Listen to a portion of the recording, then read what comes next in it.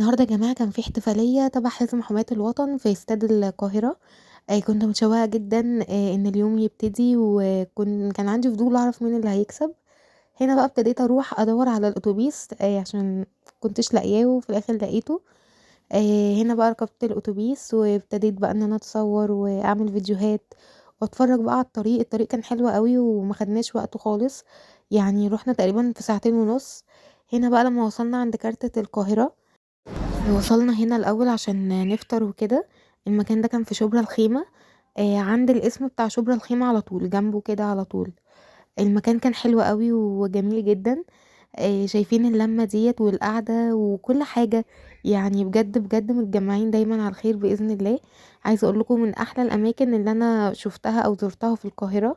بجد المكان حلو أوي وزي ما بيقولوا يساعد الحبايب ألف.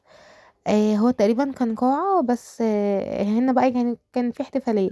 هنا بقى دي الترابيزة بتاعتنا، قعدنا فطرنا، وهنا حبيت أوثّق الصورة بعد الفطار. هنا كنا في الأوتوبيس عشان رايحين الاستاد. وهنا أول ما وصلنا الاستاد بقى، لقينا إن يعني انبهرنا بصراحة أول حاجة من العدد اللي كان موجود، لإن كان في ناس كتير أوي أصلًا بسم الله ما شاء الله يعني جوّه. هنا بقى يعني أمّا قُلت بسم الله ودخلت الاستاد على طول. شايفين إحنا هنا الجزء ده إسكندرية والجزء ده الدقهلية. هنا بقى أنا كنت قاعدة مستنية الماتش يبدأ عشان أشجّع، كان عندي حماس. دلوقتي بقى هاجيب لكم شوية لقطات من الاحتفالات اللي إحنا احتفلناها قبل الفوز.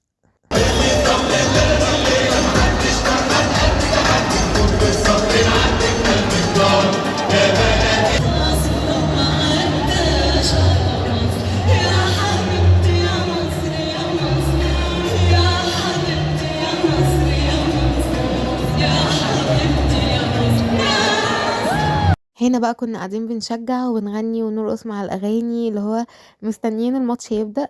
بجد كان عندنا فضول أوي نشوف الماتش، وكان عندنا فضول أكتر نشوف مين اللي هيكسب.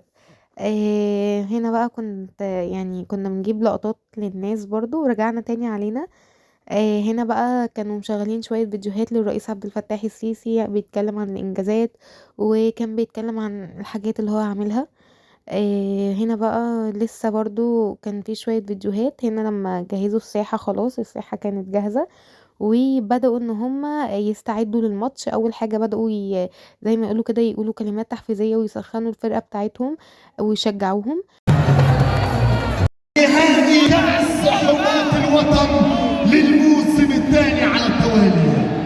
هنا ما بين فريقين أمانة الدقهلية وحوش الدلتا، وما بين عروس البحر المتوسط. هنا بقى الماتش أخيرًا كان بدأ، يعني اللي هو بعد معاناة كتير وبعد احتفالية كتير وبعد ضحك وهزار كتير، الماتش ابتدى وابتدوا إن هُم يوتّرونا بقى.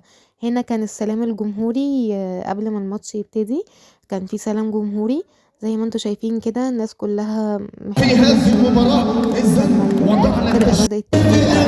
الناس محتفلة طبعًا كسبنا. ما رضيتش آخُد تفاصيل أكتر من كده عشان الفيديو ما يطوّلش معاكم، بس إحنا كسبنا وكنا مبسوطين جدًا وكنا شِبه بنحتفل. وهنا بقى كانوا بيحتفلوا إن هُم كسبوا وكده، فبجد كنا مبسوطين جدًا لفرحهم وكنا فرحانين أوي بيهم بجد. هنا بقى كانوا بيحتفلوا قبل ما يستلموا الكاس. بس قبل ما يعني هُم بيستلموا الكاس بدأوا إن هُم يقولوا النتيجة تاني، فيالّا بينا نسمعها مع بعض. الاسكندرية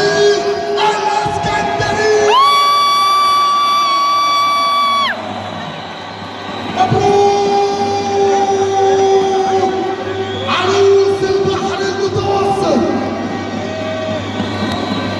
مبروك سيد البلد، مبروك الاسكندرية. هنا بقى كانوا بيحتفلوا بالكاس وكانوا مبسوطين جدًا.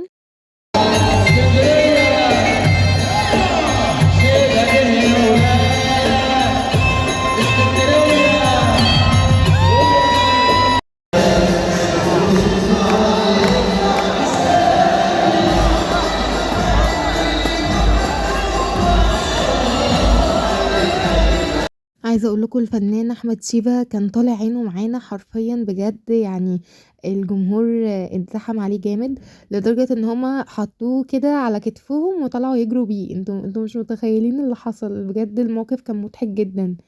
هنا بقى كانت اخر صورة صورناها، كان يوم حلو جدا جدا، وبجد بجد بجد شكرا حزب حماة الوطن.